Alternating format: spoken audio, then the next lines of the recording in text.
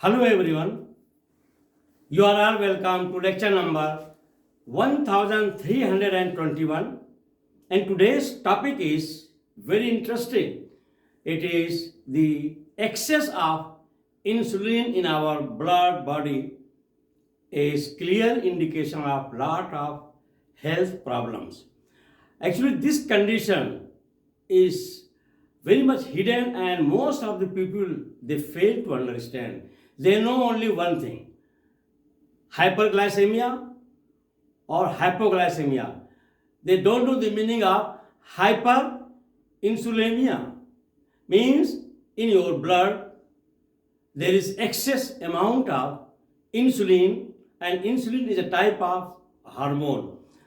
As a chemist, I call it bad hormone because it is doing only one good thing, that it will push glucose, sugar to our body cell, and rest of the other things are not good with this insulin hormone because it is directly linked to obesity, constriction of our blood vessels, also disturbing the ratio of LDL, HDL, triglycerides, lot of other medicinal chemistry and reactions are involved, and all together like triglyceride, LDL means bad cholesterol, HDL means good cholesterol, then glycogen, then fatty acid, fat, glucose, and also amino acid, that is when we are taking protein is broken down into amino acid, and when we are taking carbohydrate it is broken down into glucose, that is called sugar, and definitely we are taking fat and it will be converted in the form of fatty acid. So here this lecture is for teenage or young generation because this condition of excess insulin, bad hormone in our blood, starts from very young age. The reason is that our liver is the storage of or is the store of lot of glucose in the form of energy. It is just like bank of energy in our body, and it is stored, and whenever it is needed to spend, you go and withdraw and spend it. So it works like an accountability, and our liver is working on the direction of insulin produced by pancreas. So they are all together linked, and this whole system, and where lot of chemistry is involved, carbohydrate, protein, fat, glyceride, all these are known as metabolic syndrome, and if there is any problem, that is called metabolic disorder like diabetic condition, like excess insulin in the blood, and whatever diseases are related to such type of syndrome is called disease of metabolic syndrome. And your most of the diseases, they are around this metabolic syndrome. So first thing is that in young age, most of the youngsters in teenage, I call them food extremists or with bad food habit, taking lot of excess food. And once in childhood, teenage, in the age group of 20, 30, it continues. And during that time, once you are taking after very short duration of time, for example, you have taken breakfast. Sometimes in our country, the heavy breakfast means it will contain lot of deep fried puri, samosa, kachori, jalebi, so many Indian food. They are already containing lot of fat, lot of carbohydrate. And after some time, when we are visiting somebody, India is known as capital of sweet. everybody is welcome by sweet, and I call sweet, any type of sweet, is poison. Poison for your liver and for your metabolic disorder. So after 1 hour again you are visiting to your friend or relative, so you are social, lot of, after every interval of sometimes half an hour, sometimes 1 hour, sometimes 2 hours, so you are having multiple eating opportunities and you are eating several times, and whenever you are eating, it is going to your stomach, your gut, and gut bacteria is acting, and immediately liver will know, will monitor, oh, this much glucose, this much carbohydrate, this much protein has come, and all process will be done. And in that circumstances, once you are eating more and more quickly, your pancreas will be under pressure and it will be releasing extra insulin, so that those extra glucose which are produced in your body, they are entered in the cells as a source of energy, and rest of the extra instructed by the insulin to go to liver. Liver is store. It has capacity. Once its capacity is exhausted, that it can no more store and convert in the form of glycogen, then all those extra sugar in the form of cholesterol, in the form of triglyceride, in the form of lipid, they are floating in our blood, and during that process extra insulin is also there, because that insulin is now not working, because those cells, they have adopted such condition that now they are resistant. That condition is called insulin resistant, and in that case the person will be having excess insulin.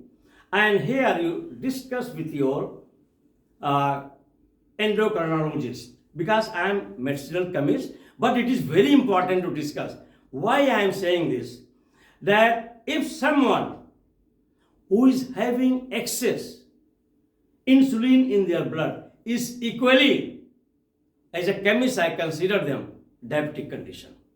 If they are going for test, their sugar level is normal, whatever condition they have, between 5, 6 or whatever, and then they are okay. No. You have to check what is the level of insulin in your blood. If your insulin level is high, you are diabetic. Discuss this issue with your endocrinologist, the one who is expert in metabolic disorder of sugar, diabetic condition. And that is enough. If in your blood, again underline it, if in your blood there is excess insulin, and that condition in medical term is called hyperinsulinemia, means lot of excess insulin is floating in your blood and body, you are at high risk of first obesity, you cannot control your fat deposit. Second, high risk of your cardiovascular problem, because this excess insulin is responsible of constricting your blood vessels, and also if there is excess insulin in your blood, you will be subjected to very chronic condition that is called chronic inflammation, and all these conditions is directly linked to your cardiovascular health. So these are all very, very important factor, and my advice to everybody, please give some gap of eating. And that's why now fasting period is coming. Maybe by 1st of March or maybe 28th, 29th of February, we will start Ramadan.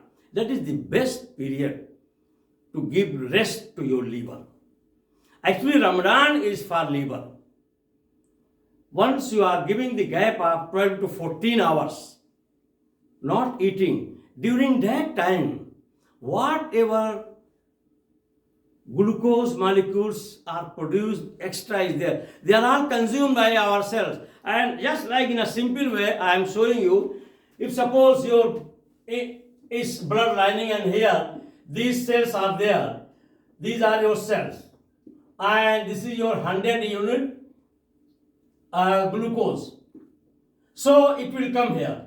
And this cell will take, maybe it requires energy of 20 unit of glucose, so it will take 20. 20 will go into. And then again 80 is remaining. Then it may require 60 unit. It will take 60, then 20 is remaining. And then here it comes, maybe it requires 40. Then by this time, whole your 100 unit of glucose is already consumed. And then again glucose unit is not available. So it means whatever the Japanese who got the Nobel Prize on that if you are fasting, your lot of toxicity and a lot of damaged cells will be eaten by normal cells.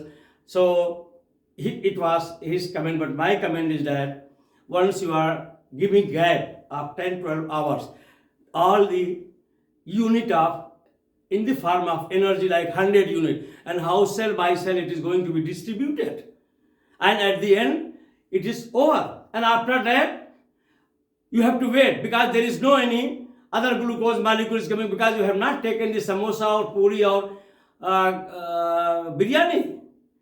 And but if you are taking every hour, again this lot of 100 unit, lot of hydrocarbon, they will be flooding in your blood, and that is causing to produce more and more insulin just to push them to the liver so that they are stored.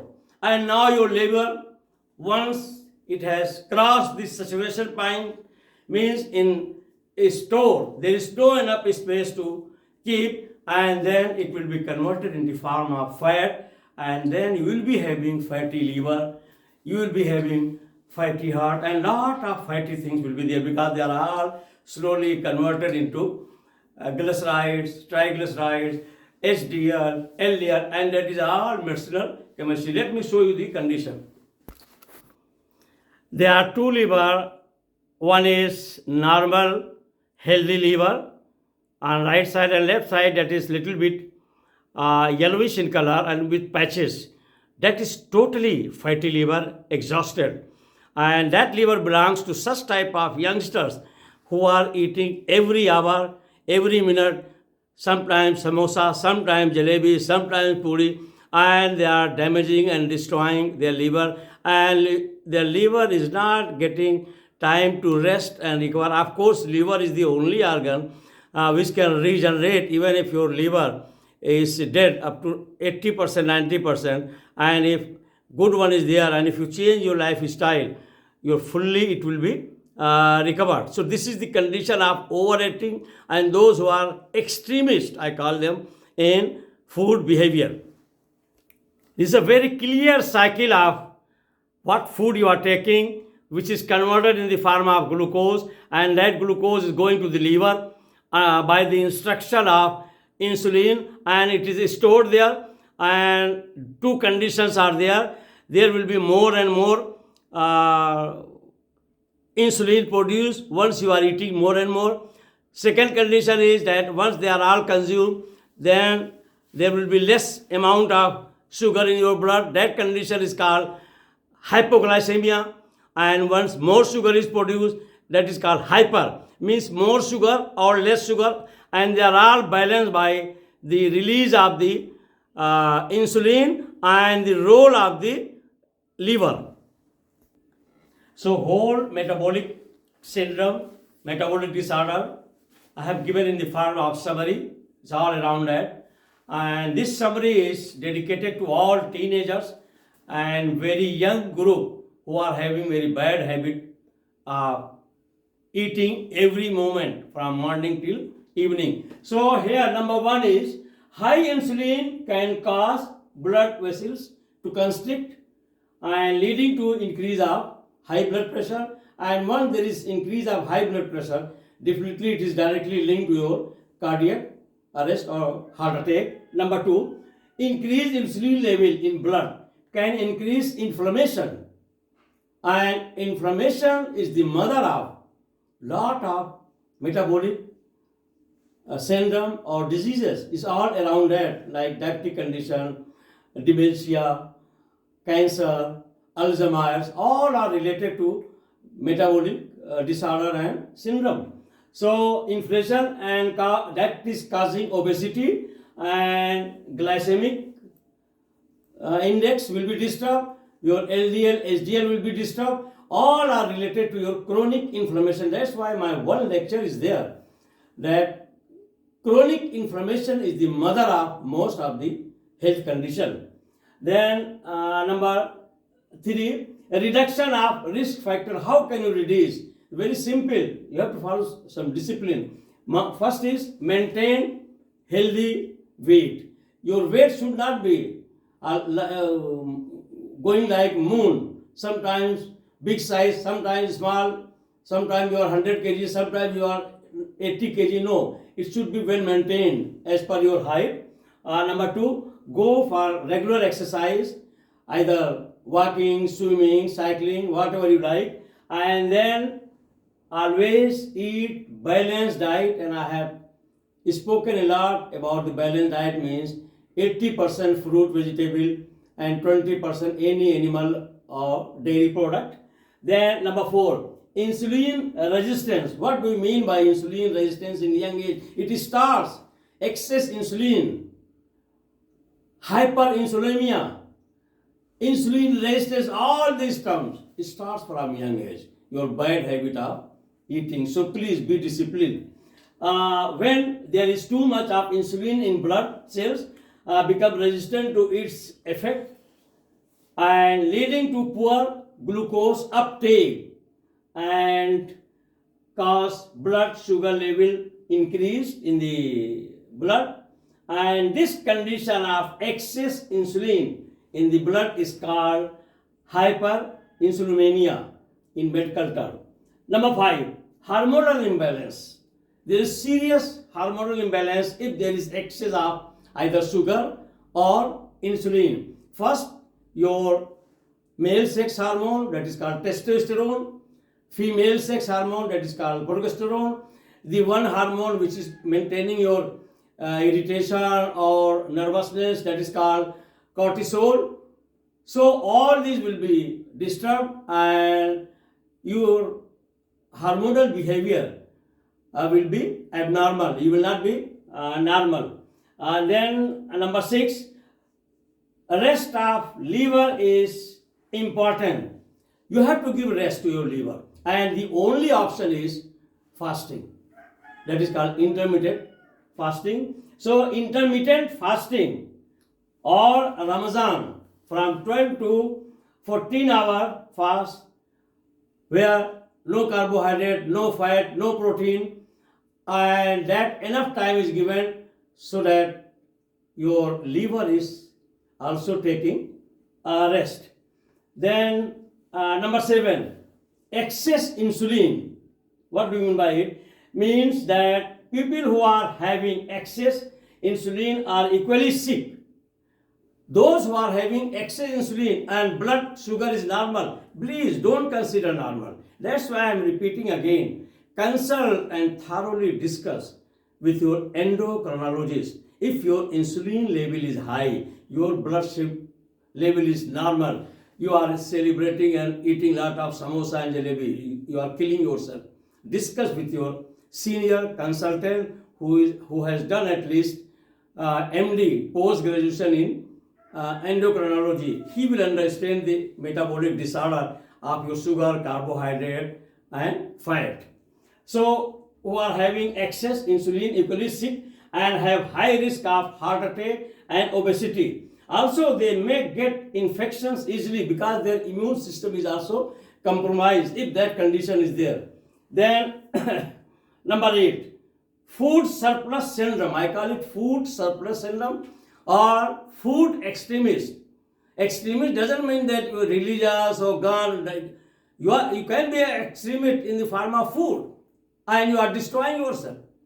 So that is called food surplus syndrome and food extremism syndrome. Please get away from such type of syndrome, and because of that you will be having extra insulin, extra sugar in your blood, and also your good cholesterol, bad cholesterol, triglyceride, they will all be disturbed because your liver is under stress and store is completely filled. There is no space to keep glycogen. All are flooding in your body, in your blood.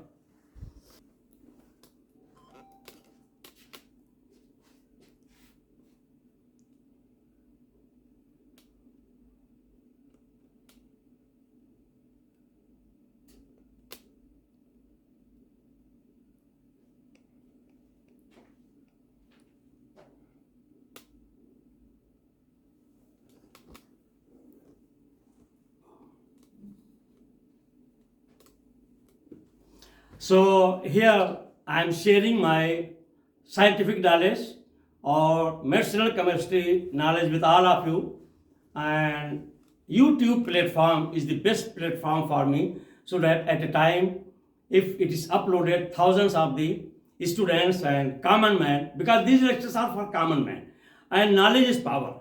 So after listening my lecture, I am not physician, I am not endocrinologist, but of course I am professor of medicinal chemistry. At deeper level, I understand all these conditions. I have lot of publication, lot of research. So that's why I feel happy to share my knowledge with those people who are ignorant, who cannot understand the meaning of food extremism, carbohydrate, protein, and their extra intake. So that's why I am sharing after this lecture. If you are educated, you know, I mean, you are aware now, then you can discuss this issue with your physician, with your consultant, with your endocrinologist. Once again, thank you very much for watching the lecture.